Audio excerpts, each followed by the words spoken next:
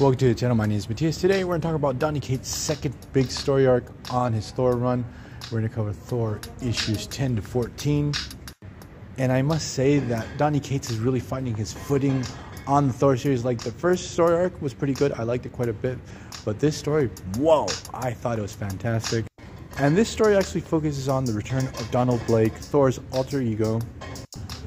So I had no idea that Donald Blake was actually a creation of Odin. I thought he was a mortal that Thor was bound to, that became Thor's alter ego, and that Thor sort of lived through Donald Blake to be able to teach Thor humility and the human experience. So it's been a really long time that Thor has not changed into Donald Blake.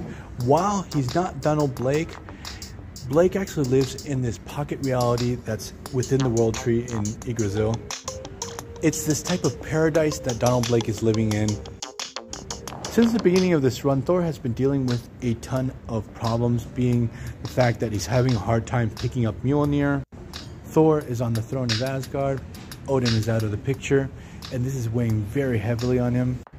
So in the previous story arc, Thor had an exchange with the Black Winter with terrible things that are going to happen further down the line, and how basically he's going to die. And now we have Thor really not knowing how to affront this challenge that he's going to have to confront further down the line. So Thor actually decides to try to find Donald Blake. Donald Blake was always smarter than Thor. He needs his perspective. He finds out that Donald Blake was hidden away in this pocket reality. Now when Thor tries to go there, he discovers that the place is just basically hell. He actually finds the Midgard serpent there, agonizing. So the serpent actually tells Thor that when Odin fell from power, it tried to break into this reality to see what type of power it could steal for itself. There it encountered Donald Blake. There it actually tried to recruit Donald Blake to be one of its harbingers of the Asgardian apocalypse.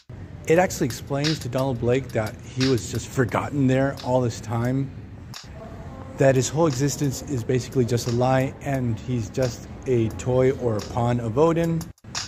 So what happens is Donald Blake just flips out and he attacks the Midgard serpent. He steals his power. It seems that already Donald Blake is pretty powerful because he's a product of the Odin Force. He's just pure magic. And now with this pure rage, he's been able to tap into that power in the first place.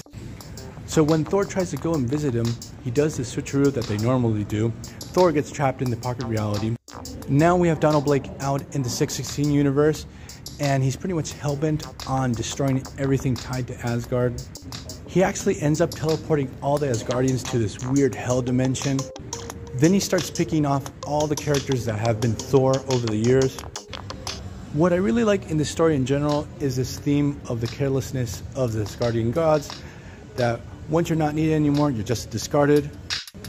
And when Thor realizes this, he feels a great deal of guilt that he has been pretty negligent to a person that he considered a friend. That's actually an understatement. They actually shared a life together. Now we have Donald Blake in Midgard. He's taking down Asgardian characters left and right.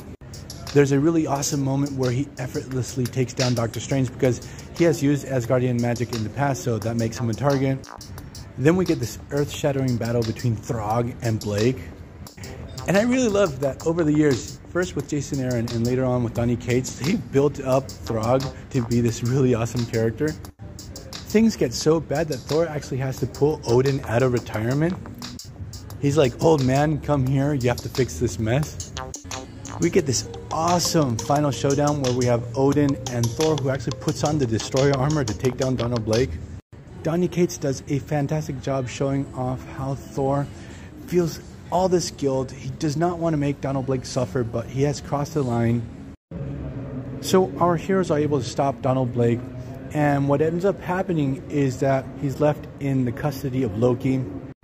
So Loki didn't take too kindly that he was brutalized by Donald Blake at the beginning of the story. So in his imprisonment, he has this really messed up torture for Donald Blake, and that's how the story ends. So I'm going to leave this video here. Hope you guys liked it. See you guys next time. Bye.